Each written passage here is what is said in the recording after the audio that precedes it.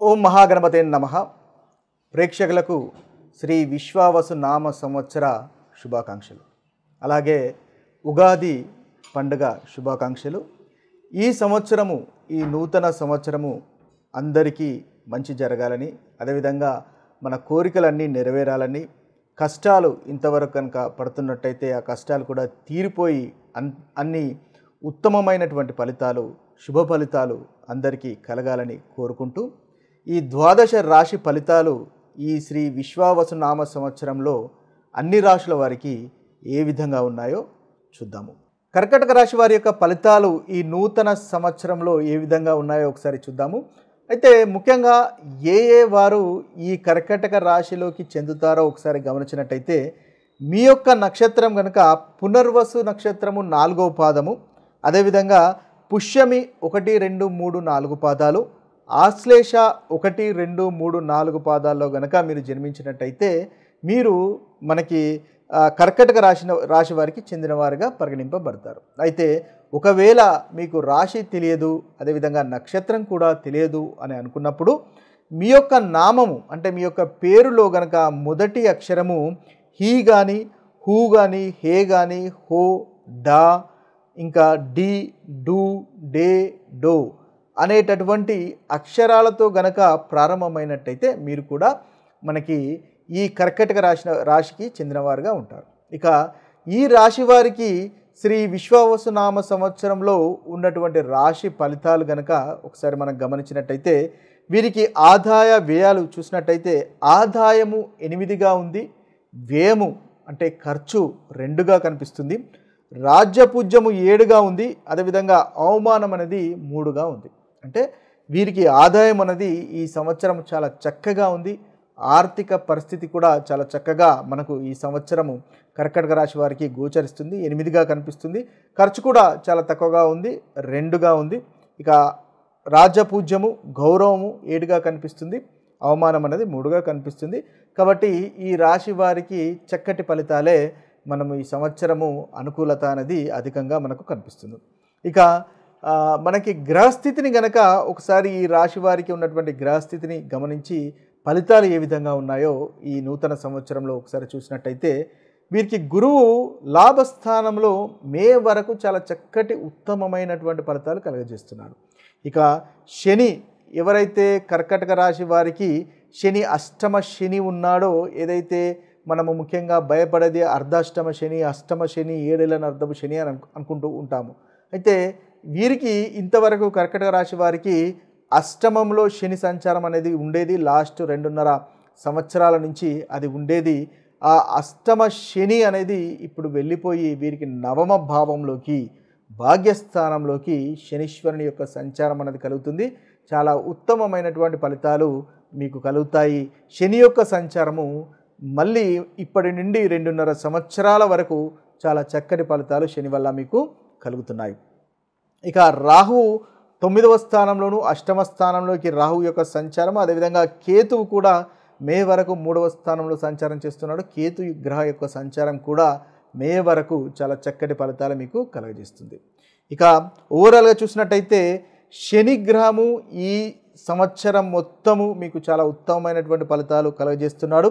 గురువు, కేతువు మే వరకు వీరు కూడా శని గ్రహంతో పాటుగా ఉత్తమమైనటువంటి ఫలితాలు, మంచి ఫలితాలు కలుగజేస్తున్నారు. కాబట్టి ఈ సంవత్సరం మొత్తము మీకు చాలా వరకు అనుకూలంగానే ఉంటుంది అని మనము చెప్పవచ్చు.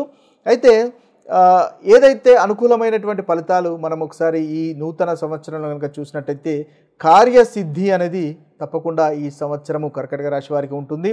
ధనలాభం కనిపిస్తుంది, అన్నింటా జయము, వ్యాపారంలో అభివృద్ధి అనేది ఉంటుంది.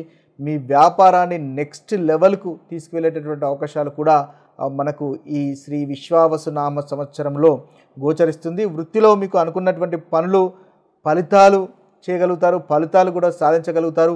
ప్రమోషన్స్ కనిపిస్తున్నాయి, శాలరీలో, జీతంలో హైకులు కూడా కనిపిస్తున్నాయి.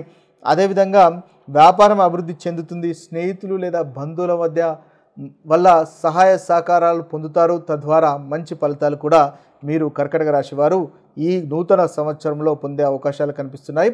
గురువు 7వ స్థానాన్ని కూడా దృష్టి వల్ల చూస్తున్నాడు. కాబట్టి వివాహ ప్రయత్నాలు కూడా అనుకూలంగా ఉంటాయి, వివాహ ప్రయత్నాలు ఫలిస్తాయి.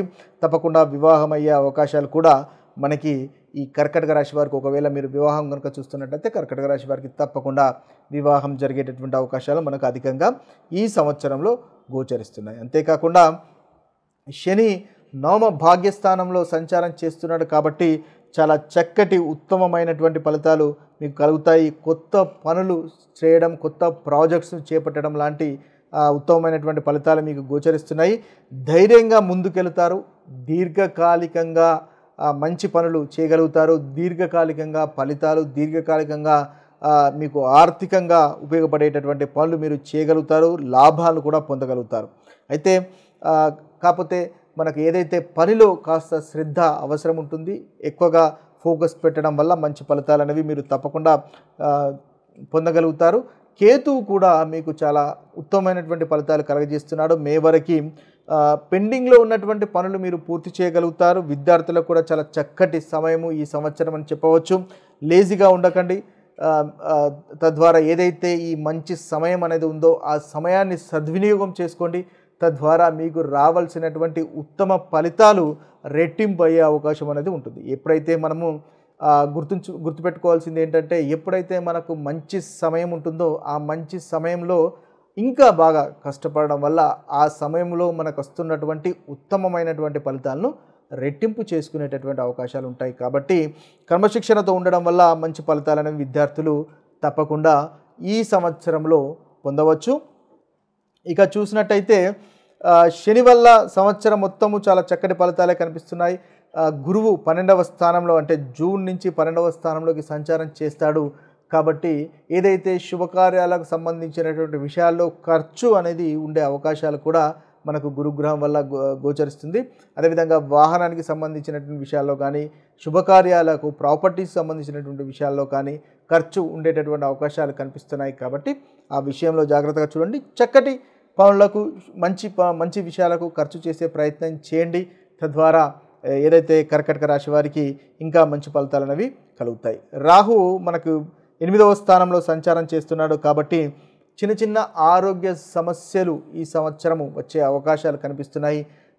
బాడీ పెయిన్స్ ఉండేటటువంటి అవకాశాలు కనిపిస్తున్నాయి. కాబట్టి ఆ ఆరోగ్య విషయంలో కాస్త జాగ్రత్తగా ఉండండి. అదేవిధంగా వాహనాలు నడిపేటప్పుడు కూడా మనకి కాస్త జాగ్రత్తగా ఉండడం అనేది మీకు చెప్పదగిన సూచన. జూన్ తర్వాత నుంచి కాస్త జాగ్రత్తగా ఉండండి, తద్వారా మంచి ఫలితాలు కలుగుతాయి. ఇక చూసినట్టయితే మీకు ముఖ్యంగా ఓవరాల్గా చూసినట్టయితే మే వరకు చాలా చక్కటి ఫలితాలే. మే తర్వాత కూడా శని సంవత్సరాంతము మీకు మంచి ఫలితాలు ఇస్తున్నాడు. కాబట్టి ఈ సంవత్సరములో కర్కాటక రాశి వారికి అత్యధికంగా ఉత్తమమైనటువంటి ఫలితాలే మనకు గోచరిస్తున్నాయి.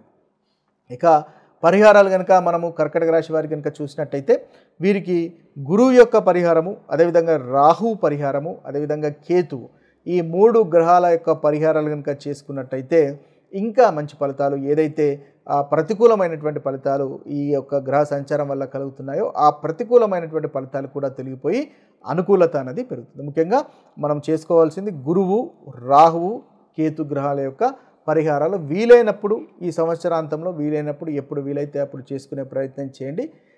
తద్వారా మంచి ఫలితాలు అనేవి మీరు పొందగలుగుతారు. ఇక గురుగ్రహం వల్ల కలిగేటటువంటి ప్రతికూలమైనటువంటి ఫలితాలు తొలగిపోయి అనుకూలమైనటువంటి ఫలితాలు కలగడానికి ముఖ్యంగా మనము గురుగ్రహానికి పరిహారాలు చేసుకోవాల్సినటువంటి అవసరం ఉంటుంది. అయితే ఈ గురుగ్రహానికి ఎలాంటి పరిహారాలు చేసుకోవాలో మనం చూసినట్టయితే ముఖ్యంగా గురుగ్రహ మంత్రము ఓం గ్రాం గ్రీం గ్రోం సహ గురవేన్ నమః అనేటటువంటి బీజ మంత్రాన్ని రోజుకు 108 సార్లు జపించడం ద్వారా గురుగ్రహం వల్ల కలిగేటటువంటి ప్రతికూలమైనటువంటి ఫలితాలు తొలగిపోయి అనుకూలత అనేది పెరుగుతుంది. ఇది గురువారం రోజు ఉదయము లేదా సాయంత్రము పసుపు రంగు వస్త్రాలు ధరించి జపించడం వల్ల ఉత్తమమైనటువంటి ఫలితాలు మీకు కలుగుతాయి. ఇక చూసినట్టయితే పసుపు రంగు వస్త్రాలు ఇతరులకు దానం చేయడం ద్వారా లేదా బ్రాహ్మణులకు దానం చేయడం ద్వారా కూడా గురుగ్రహం వల్ల కలిగేటటువంటి బాధలు తొలగిపోయే అవకాశాలు అధికంగా ఉంటాయి.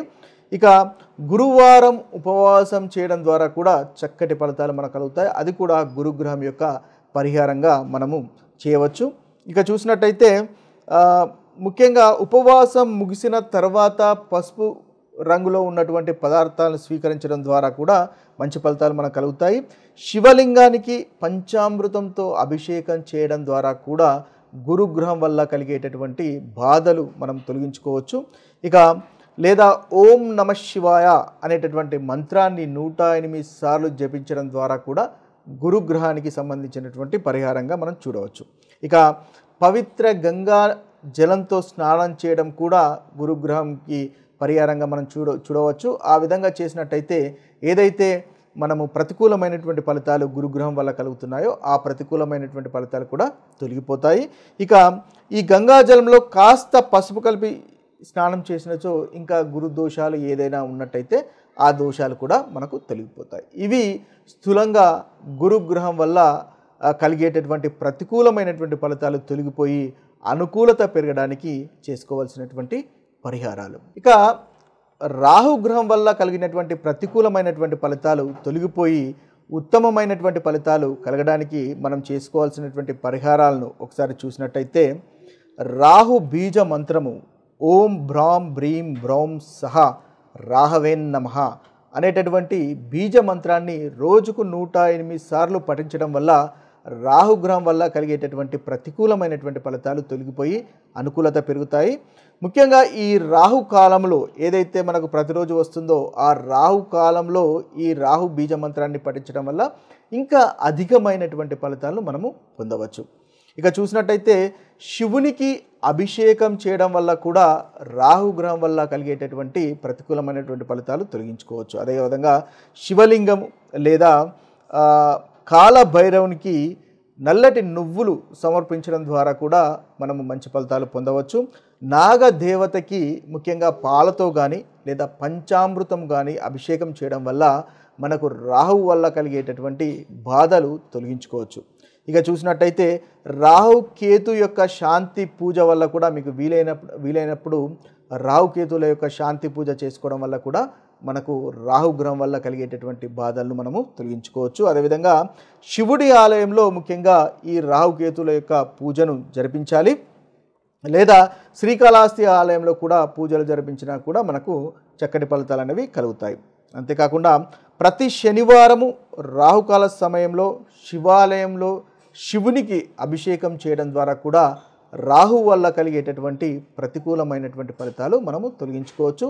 ఈ ప్రతికూలమైనటువంటి ఫలితాలు తొలగడమే కాకుండా రాహుగ్రహం వల్ల అనుకూలత, రాహుగ్రహం యొక్క అనుగ్రహం కూడా కలిగి మంచి ఉత్తమమైనటువంటి ఫలితాలు మీకు కలుగుతాయి. కేతుగ్రహం వల్ల కలిగేటటువంటి ప్రతికూలమైనటువంటి ఫలితాలు తొలగిపోయి అనుకూలమైనటువంటి ఫలితాలు కలగడానికి ముఖ్యంగా కేతుగ్రహానికి చేసుకోవాల్సినటువంటి పరిహారాలు గనక మనం ఒకసారి గమనించినట్టయితే ఓం కేతవాయ నమః అనేటటువంటి మంత్రాన్ని పఠించవచ్చు. లేదా కేతు యొక్క బీజ మంత్రమైనటువంటి ఓం శ్రాం శ్రీం శ్రౌం సహ కేతవేన్ నమః అనేటటువంటి మంత్రాన్ని 108 సార్లు కనుక మనం ప్రతిరోజు జపించగలిగినట్టయితే ఉత్తమమైనటువంటి ఫలితాలు మనకు కలుగుతాయి. అదేవిధంగా ముఖ్యంగా మంగళవారము లేదా శనివారము ఉదయము లేదా సాయంత్రము ఈ మంత్రాన్ని పఠించినట్టయితే ఇంకా మంచి ఫలితాలను కలుగుతాయి. ఒకవేళ ప్రతిరోజు మీరు మంత్రాన్ని జపించడానికి వీలు కానట్టయితే కనీసం మంగళవారము లేదా శనివారము ఉదయము సాయంత్రము ఈ మంత్ర జపం కనుక చేసినట్టయితే కేతు వల్ల కలిగేటటువంటి ఇబ్బందులు తొలగిపోయే అవకాశాలు మనకు అధికంగా ఉంటాయి. ఇక గణపతిని పూజించడం ద్వారా కూడా కేతుగ్రహం వల్ల కలిగేటటువంటి ప్రతికూలమైనటువంటి ఫలితాలు తొలగిపోతాయి. అదేవిధంగా నాగదేవతను కూడా పూజించడం వల్ల కేతు వల్ల కలిగేటటువంటి ప్రతికూల ఫలితాలు తొలగిపోతాయి. ఇక గణపతికి అరటి పండ్లను నువ్వుల లడ్డూలను నైవేద్యంగా అందించడం ద్వారా కూడా మనకి కేతుగ్రహం యొక్క పరిహారం చేసుకోవచ్చు. ఇక నాగదేవతకు ముఖ్యంగా పాలు లేదా పంచామృతంతో అభిషేకం చేయడం ద్వారా నైవేద్యం పెట్టడం ద్వారా కూడా కేతుగ్రహం వల్ల కలిగేటటువంటి ప్రతికూలమైనటువంటి ఫలితాలు తొలగిపోయి అనుకూలత అనేది పెరుగుతుంది. శివుణ్ణి ఆరాధించడం వల్ల కూడా కేతుగ్రహ దోష పరిహారం కూడా జరుగుతుంది. అదేవిధంగా శివునికి అభిషేకం చేయడము, ఓం నమ శివాయ అనే మంత్రాన్ని 108 సార్లు జపించడము ప్రతిరోజు. అదేవిధంగా శివలింగానికి నల్లని నువ్వులు సమర్పించడం ద్వారా కూడా మనకు కేతుగ్రహం వల్ల కలిగేటటువంటి ప్రతికూలమైనటువంటి ఫలితాలు తొలగించుకోవడానికి ఉపయోగపడుతుంది. ఇవి స్థూలంగా మనకు కేతుగ్రహం వల్ల కేతుగ్రహానికి చేసుకోవాల్సినటువంటి పరిహారాలు. ఇవి స్థూలంగా శ్రీ విశ్వావసు నామ సంవత్సరంలో ఉన్నటువంటి మీ రాశి ఫలితాలు. ఇక అందరికీ ఈ సంవత్సరంలో చాలా చక్కటి ఫలితాలు కలగాలి, మంచి జరగాలి, మీరు అనుకున్నటువంటి కోరికలన్నీ నెరవేరాలి, ధనధాన్యాలు అదేవిధంగా ఆయురారోగ్యాలు చక్కగా ఉండాలి అని మనస్ఫూర్తిగా ఆ భగవంతుణ్ణి కోరుకుంటూ సర్వే జన సుజనో భవంతు, సర్వే సుజన సుఖినో భవంతు. నమస్తే.